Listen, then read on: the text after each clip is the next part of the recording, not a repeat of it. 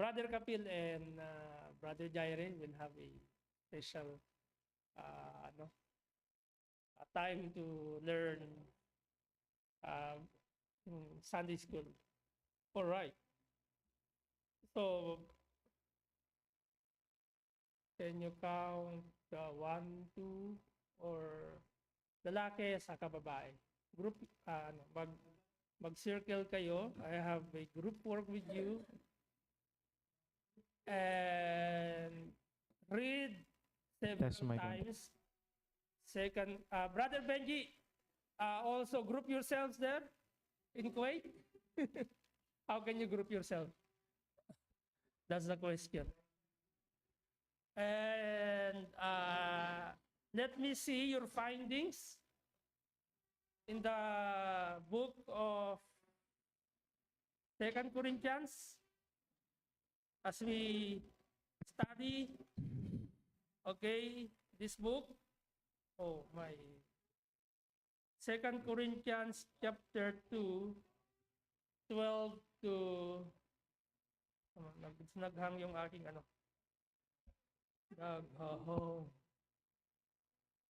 write down everything you want to and the question is that what are believers called in chapter 2 verse 12 to 17 and application. Ano ang mga tawag sa mga Kristiyano sa 2 Corinthians chapter 12 to 17? Write down the list or itemize the if you can itemize and discuss the application or with application. Okay? So what are believers called in 2 Corinthians chapter 12 or chapter 2 verse 12 to 17 and with application? Brother Benji, ayan, pwede kayo mag join ng asawa mo o ni Sister Arlene Joy and then discuss together kung ano yung tawag sa mga Kristiyano. Okay? Ano yung mga tawag sa mga Kristiyano at ano yung application nito sa atin. I'll give you how many minutes? 15 minutes and let's discuss. 15 to 20 minutes. Okay? So basahin nyo ng several times. 2 Corinthians chapter 12 to 7, chapter 2, chapter 2, verse 12 to 17. Ulitin ko, 2 Corinthians chapter 2, verse 12 to 17. So, write down, mag-usap-usap kayo, meron kayong tagasulat, at I will ask max 3 in each group to discuss your findings or your applications and your applications. Okay? Since this is a Sunday school, and I already discussed this last Sunday ng April yata yun, di ba? Yeah, April. So, yan. Bring your ballpen and what are believers called? Yan. An application, okay?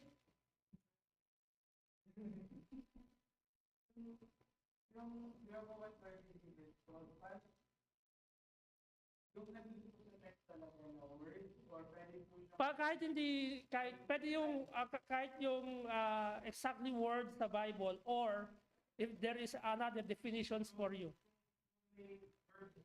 Yeah, yes.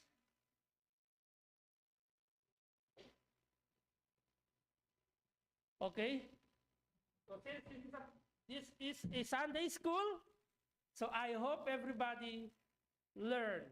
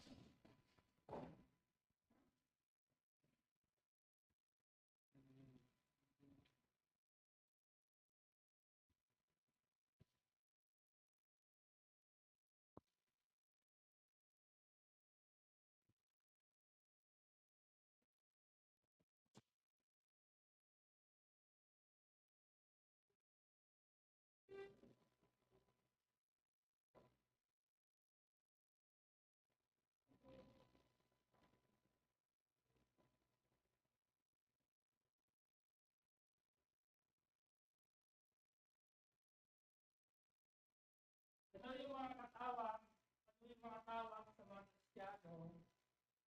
Sa passage na yan, nababasahin ninyo. At ano yung application nito na pwede nyo i-apply.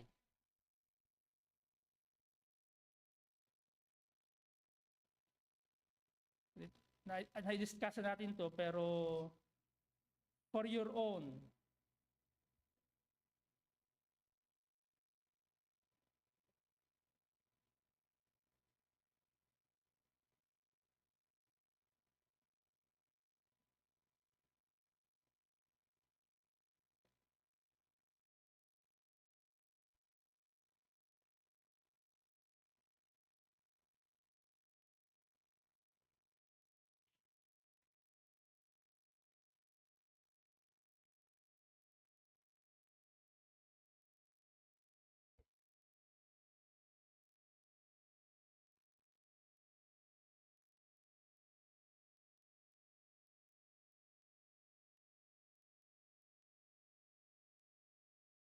Pwede kayo mag-usap-usap kung ano yung mga nakita nyo. Okay? At i-discuss nyo sa bawat isa sa inyo.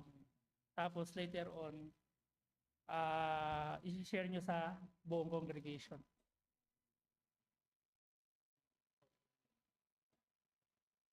Pwede kayong gumamit ng ano diyan, ng anong reference diyan mismo ng word or verb or ano yung findings ninyo.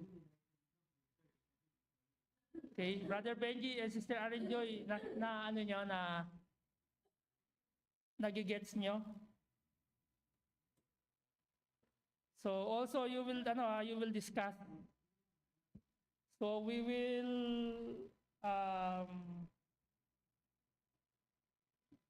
I'll give you up to 9:15.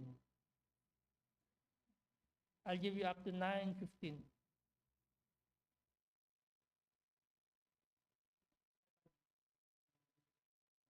Basahin nyo ng several times, makikita nyo meron dyan words, meron dyan na ano tawag sa mga mananampalataya dyan sa passage na yan.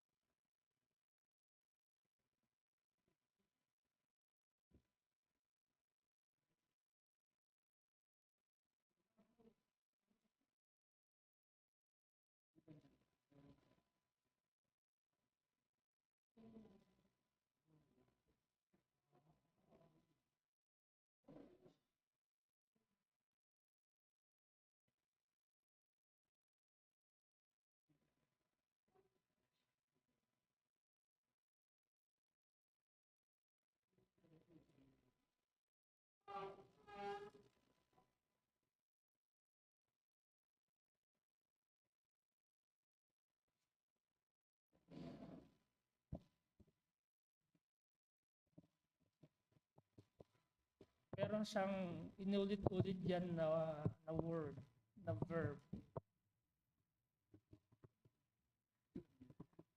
Isa yun. Pero ito, isa pa. Yung first 14, may isa pang clause. Yung make it manifest. So, kung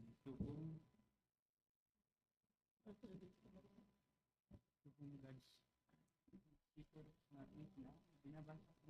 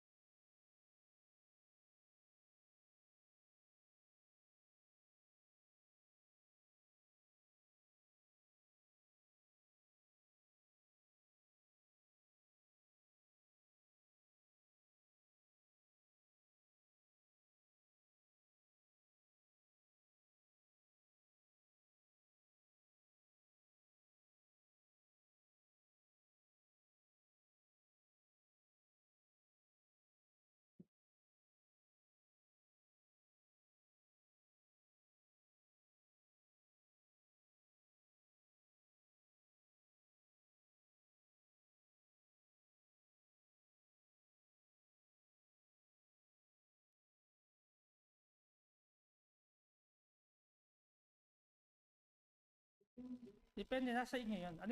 Sa inyo, ilan yung findings niyo and apply it. Pwedeng isa lang, pwedeng dalawa, nasa inyo 'yon.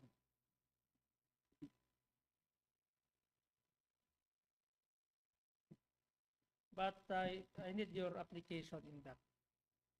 We need the application. How can we apply it?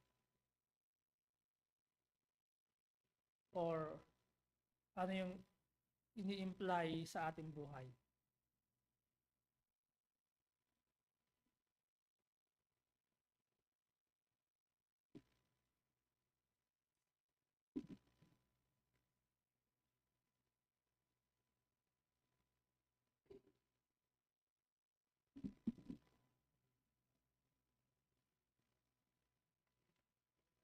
Pwedeng dalawa or tatlo yung mag-discuss.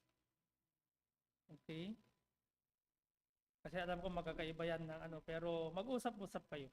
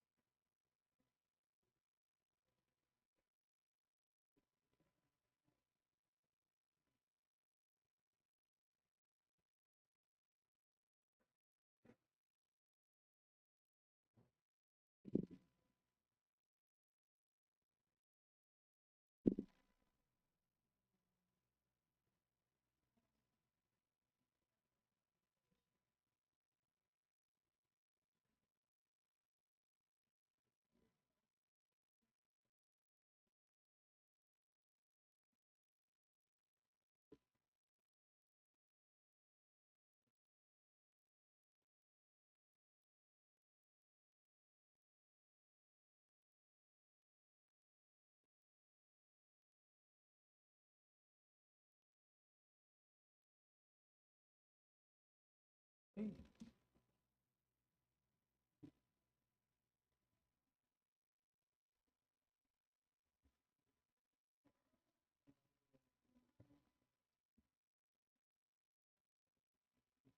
Pwede mong ibulong lang. Ayan. Bulong mo lang siya.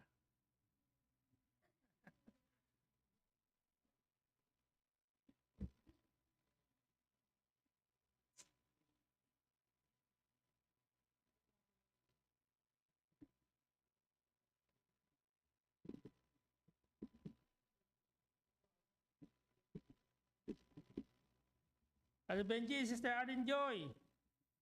Okay na kayo dyan?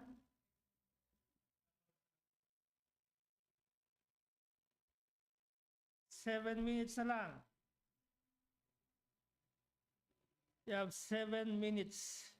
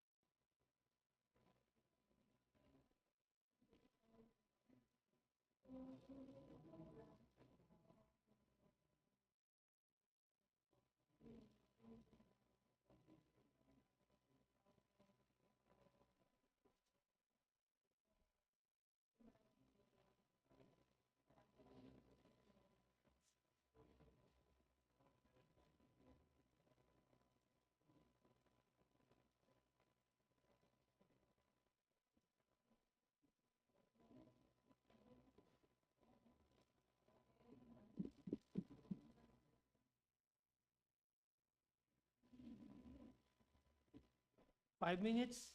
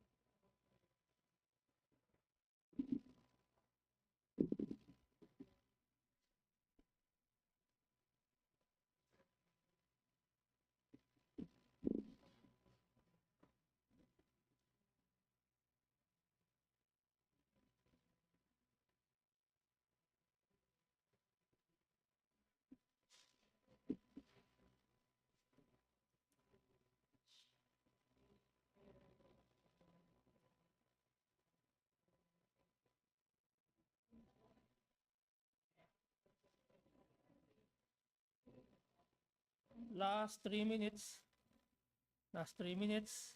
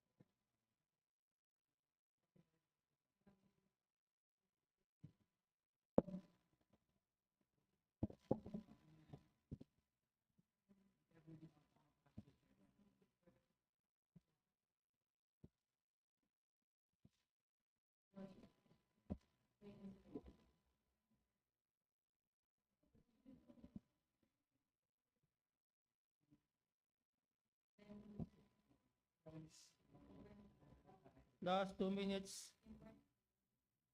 Brother Benji, be ready. And Sister Aaron Joy, be ready.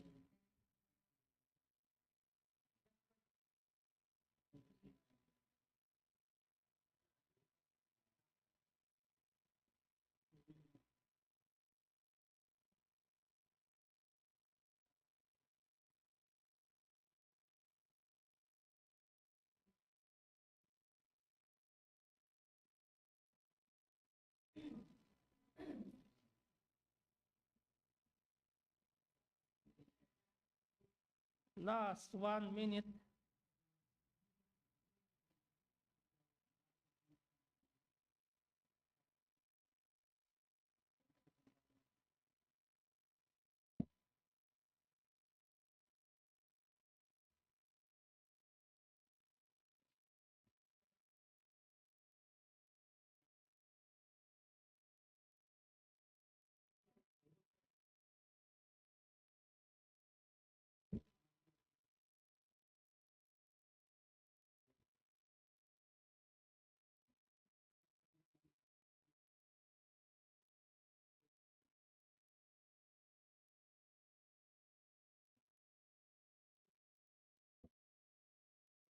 Okay, time's up.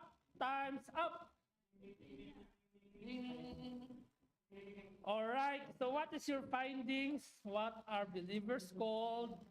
Anong implication dito sa inyong buhay? Anong application dito? All right, unahin natin ang Kuwait Brethren.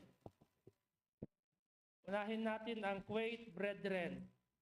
Doon sa passage na 2 Corinthians chapter 2 verse 14 at chapter 2 verse 12 to 17. Brother Benji, anong findings niyo? Ano ang applications?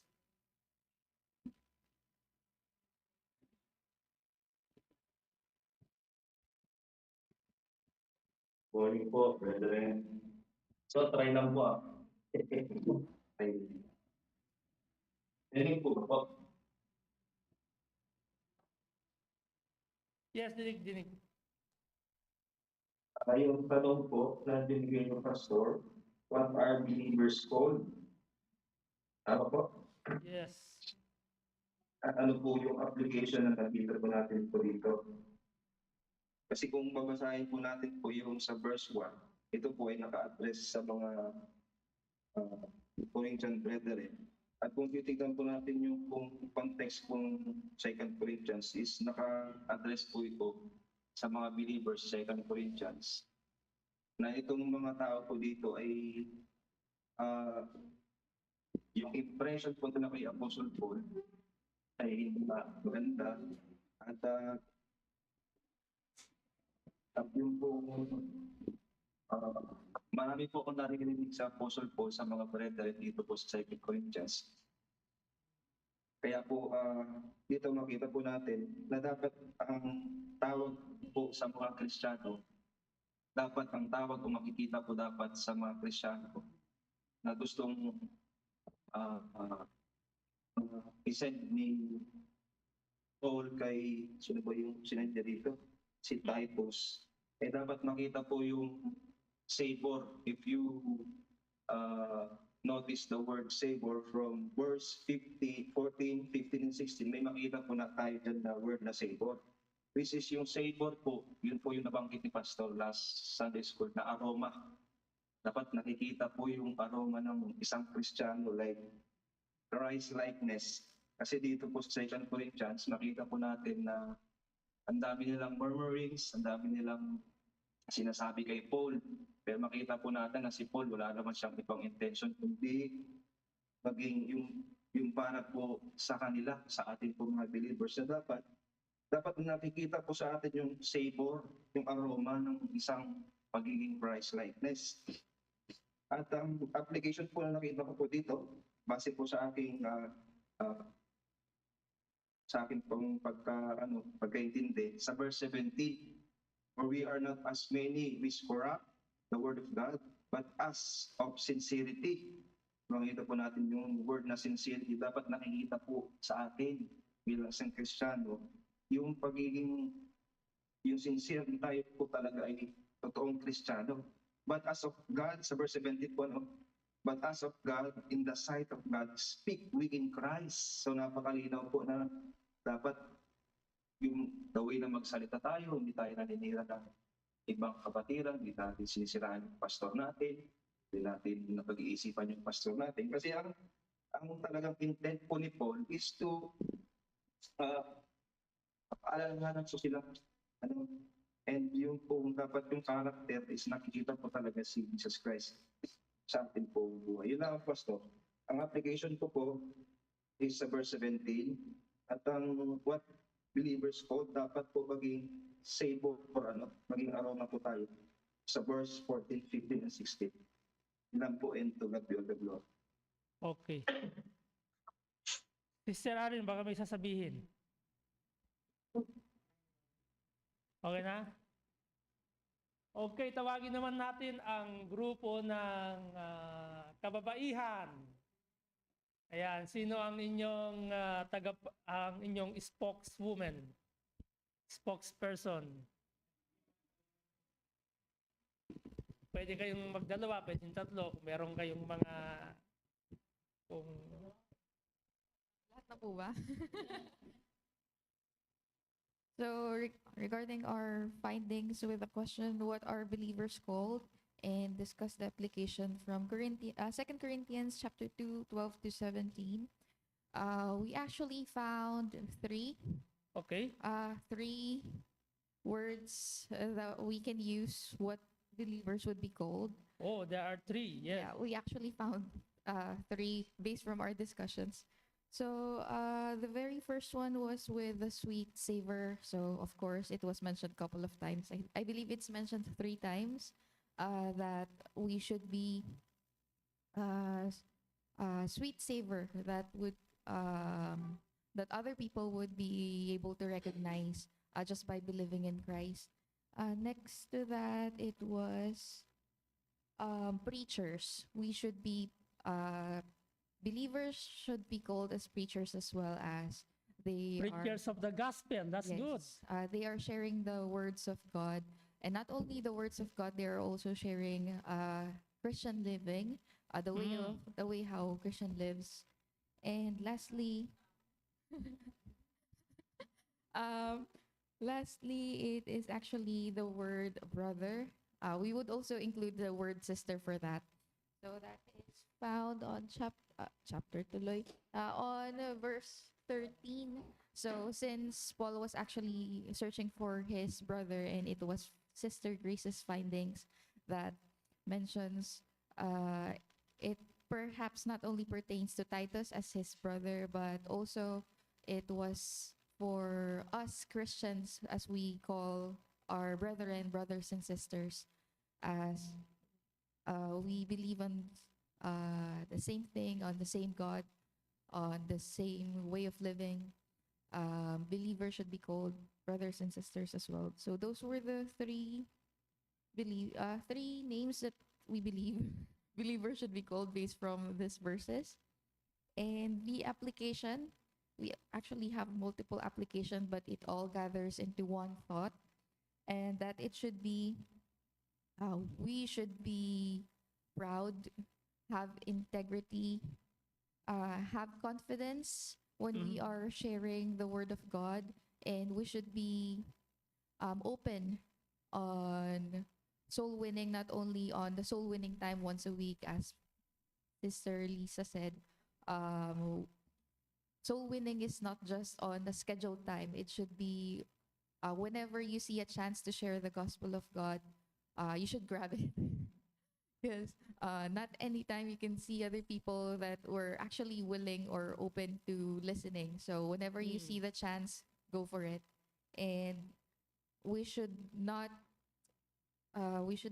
just share and preach about the gospel, but other people, unbelievers, should also see that the way we live actually shows the way what Christians should live, not just on our words, but also in our actions, on how we live, how we communicate, how we interact with our other people.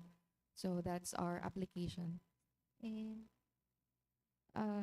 we actually also want to add something on application. So it's for Ephesians chapter 5. Was it? Mhm. Ephesians chapter 5. Ephesians 5 verse 2. That for and walk in love as Christ also hath loved us and hath given himself for us an offering and sacrifice to God for a sweet smelling savor. So for conclusion on our ang haba, sorry. So conclusion sa aming application. So not only sharing and preaching, showing other people the Christian living, we also need to walk in love on not only other people, we also need to love what we do on by serving God on the works. We should show joy on the works of God. Hindi yung may soul winning, ano ba yan, aalis na naman, maglalakad na naman kami ng mahaba. So not like that. We should be like, thank you Lord na I have energy to do this walk for you, to share the gospel for you. So that's our application from the girls. Amen. O, palakpakan natin yung mga kababaihan. Yeah. At palakpakan din natin ang Quake Brethren. Alright, let's move on to the man's findings. Ano yung findings ninyo? O, sino yung spokesperson ninyo? Ayan, si Brother Andre. Dapat ako yung Sunday school teacher sa kids eh. Walang kids eh. So give us your findings and applications on it. So actually, in our preliminary findings, we found four. We found four. But when we sought careful deliberation and based on context, there is only three. Yung isa po doon is connected pa rin sa isa. So, the first, in context po, the whole context of this passage is about gospel sharing. And I mean, kasi sa verse 12, when I came to Troas to preach the Christ gospel, and the door was opened to me of the Lord. And the first we see in what our believers called is believers are called triumphant in Christ because of the gospel. Mhm. And we see there, kasi based on verse 12 and 13, even though ganun ang nangyari, whatever our application for that name of the believer, which is triumphant in Christ, whatever the outcome of gospel sharing or whatever the outcome of God's plan in our lives is, we are already victorious in Christ. Okay. And then the next one is verse 15 to 16 muna. For we are unto God a sweet savor in Christ. So yung second po is we are sweet savor in Christ, and in which is aroma or fragrance. And how is that possible? Because of ano po, sabi dyan, in them that are saved and in them that perish. To them that one are the savor of death unto death, and to the other the savor of life unto life. And ang nakita po namin dito is that the work or the application for the Christian is the work of gospel sharing is pleasing to God. It's as we share the gospel, we deliver death and life. And then, yung magiging outcome nga po nun is, sabi nga po dyan, in them that are saved and in them that perish. We deliver death and life to and it's pleasing to God. And last po, as per the finding of our most senior leader, sa verse 14 po, 14b. Grabe kayo, most senior. Hindi po, siya kasi pinaka-matanda. Hindi naman masyado matanda. Discipler ko po kasi. Our superior, ganon. Verse 14b, and make it manifest the savor of knowledge by us in every place.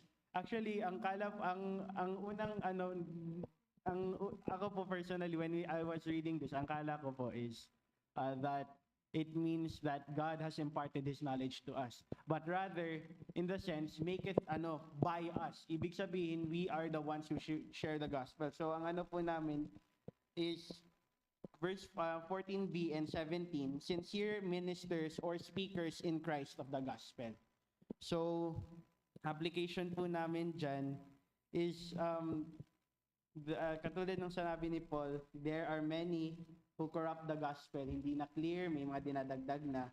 Pero we should or we should share it with sincerity, which is the goal of every minister of the gospel or gospel sharer. And sabi nga po sabi po ni Brother Marvin, chapter 2 Corinthians chapter 4 verse 2, in which we walk not in dishonesty and in craftiness, but we manifest the truth to others. So yung overall truth na nakikita po natin dito in the passage is that it's about gospel sharing, and whatever outcome, we should do gospel sharing as much as possible. Okay. Palapakan natin yung mga kalalakihan. Alright. So, good finding. Okay, isa pa dyan sa makikita nyo, believers are encourager. Dapat, tayo doon, hindi tayo, dapat yung, natin, both believers and unbelievers, we must be a encourager to them. Encourage natin sila to know God more. Encourage natin yung mga brethren to be not dismayed or to not be discouraged of the things we experience, or yung mga hindrance. Okay? So, ayan, at least meron kayong mga nakita sa ating passage. Kasi yan yung sabi ni Paul. Una, hindi lang tayo tinawag ng Diyos to save, but also to share the gospel. Even ladies, though wala tayong words na preacher's woman, but you can share the gospel sa kapwa niyong mga babae. Okay? And then, isa pa, no matter the outcome, believers are triumphant in Christ. We are already victorious. Correct? Because first, God redeemed us. Okay? And pangatlo, makikita natin dyan, tayo yung sweet savor, or in another term na ginamit dyan, aroma. See, not unless meron kayong allergy sa ito. Pag nakaamoy kayo ng mabango, di ba? Meron naman kasi kayong mga pabango na gusto lang. Yung pag naamoy nyo, nare-refresh kayo. Diba? Correct? Pero yun talaga ang bakit sinabing sweet aroma? Bakit sinabing sweet savor? Or let me say, I will use the word sweet aroma. What do you think?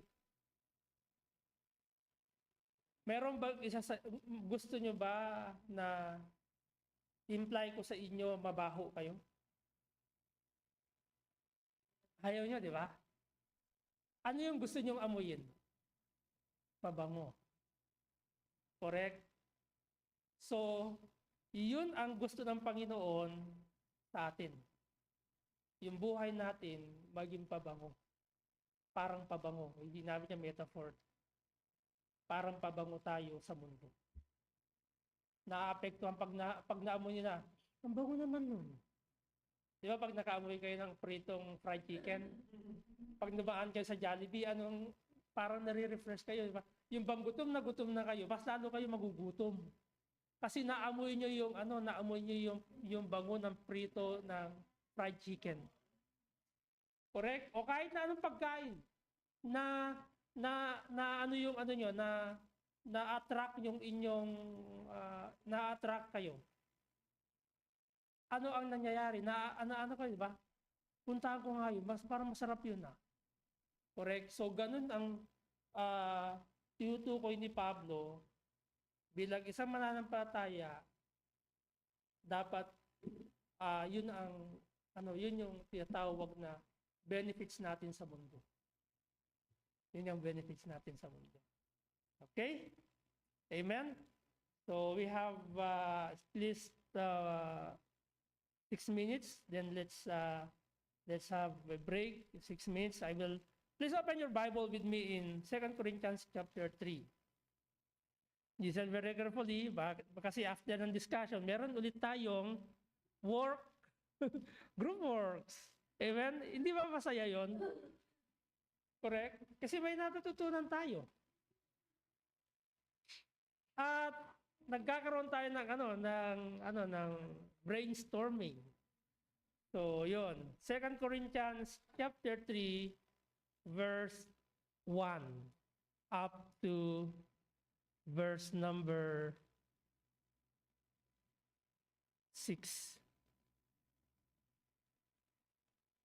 Do we begin again to commend ourselves or need we?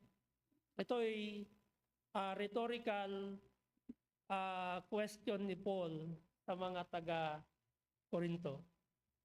As some others, epistles of commendation to you or letters of commendation from you, you are our epistle written in our hearts, known and read of all men.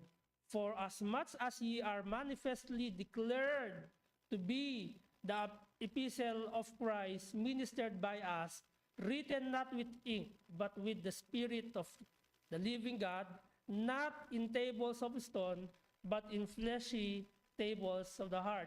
Look at the word. Kasi ito mo, minsan we are after certificates, recognition, commendation. Correct? Mahalaga naman yun eh. Yung, anong proof? Bakit kailangan, anong proof na hinahanap sa isang professional na tao? Anong proof na professional ka? Certificate, correct? Hinahanapan ka ng written o hindi verbal, written na ito talaga nagtapos to. Hindi pineke ito.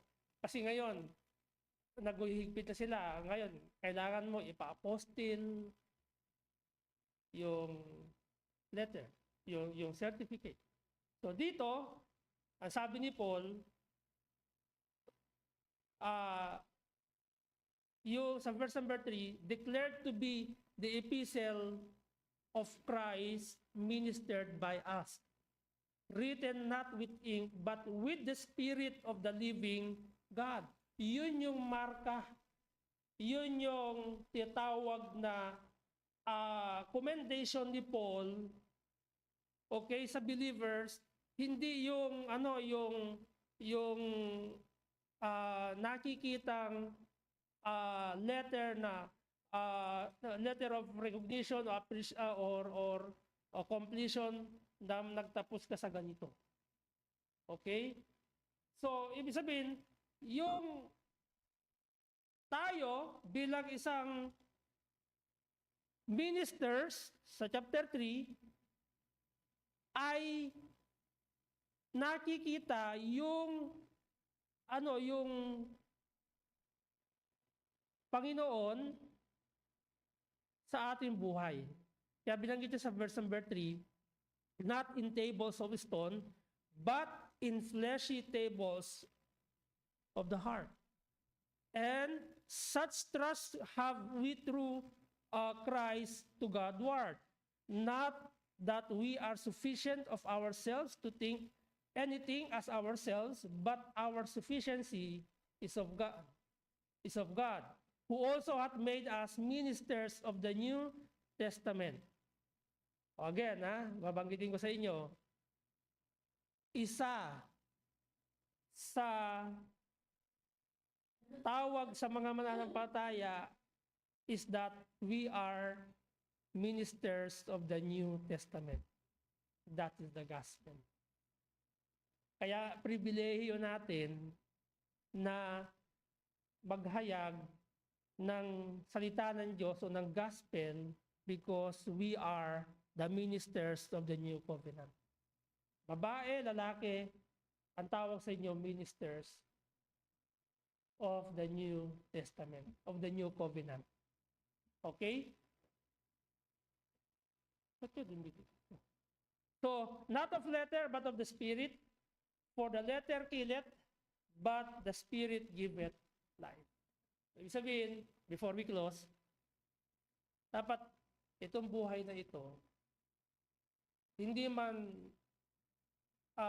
wala man tayong katibayan na may kasulatan, pero ang nagpapatibay, ang nagiging katibayan natin, ang Spirit na nag-indwell dito sa buhay natin.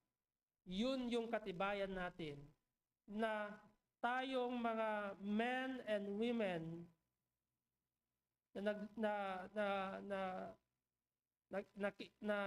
nananampalataya kay Jesus Christ, tayo ay minister of the New Testament or the New Covenant. And that is our privilege. Okay? So before we close, okay, second quarter ngayon, di ba? Second quarter. Ngayon, mag-isip kayo, by next week, isi-send nyo sa akin, mag-isip kayo ng mga tao this quarter, name, pangalan nila, either loved ones, workmate, or friends, or neighbor, na gusto nyong dalhin sa church this quarter. Why? Bakit ko hinihingi sa inyo? Kasi pag hinihingi ko sa inyo, tutulungan ko kayo mag-pray for that person. Pwede ba yon? Okay? Pero this quarter, madala natin sila sa church. Loved ones, friends, workmate, neighbor. Pero give me the list of names that you want to bring them in the church. Okay? Pwede ba yun? I will collect you by Friday or by next Sunday. Your names. It is our commitment. We should to be committed to that. And I will pray for you, for that person, as well as when you pray for them, I will pray also for them. I will mention them, their names, one by one. But give me the list so that I can pray for them. Okay? Bahala kayo kung ilan yung ibibigay nyo sa akin names, but give me the names. Name, complete name, hindi lang yung name. Kasi hindi ko lang, baka sabihin nyo Andre. Sinong Andre? Eh maraming Andre sa mundo. Correct? Brother Benji and Sister Arlene Joy Kabatik, give me the list of the names that you want to bring them in the church this quarter. Meron tayong Tapos na yung first month of the second quarter. Meron tayong May and June. So, ganun din ang gagawin natin sa next quarter. Okay? So, I hope, kasi bakit natin pinag-aaralan itong, because ulitin ko, if we trust and believe that God called us and as the aroma of this world, then we should to perform it, that title in our lives. Okay? So let's all stand up. Let's have a break for a while. Magre-resume tayo ng 10:30 sa ating worship service. Tayo pong lahat ay manalangin. Panginoon Diyos sa aming Ama, na makapangyarihan sa lahat, salamat po muli sa pagkakataong ito. We pray, Father, for your we pray, Lord, na tulungan niyo po kami for our break time. And we pray, Lord, that magkaroon kami ng commitment. Kung in-address ni Paul na ang believers ay aroma. So, Lord, we pray, help us to perform this title na na-address ni Paul sa bawat isang mananampalataya sa panahon niya and even in our time, Panginoon. And also bless the food that we are going to eat, the coffee or the water, the bread, kung ano man, Panginoon, yung hihahain ng grupo na nag-prepare ng pagkain sa amin sa araw nito. All these things we ask and pray. In Jesus' name we pray. Amen. So let's have a short break. 9:45 to 10:30.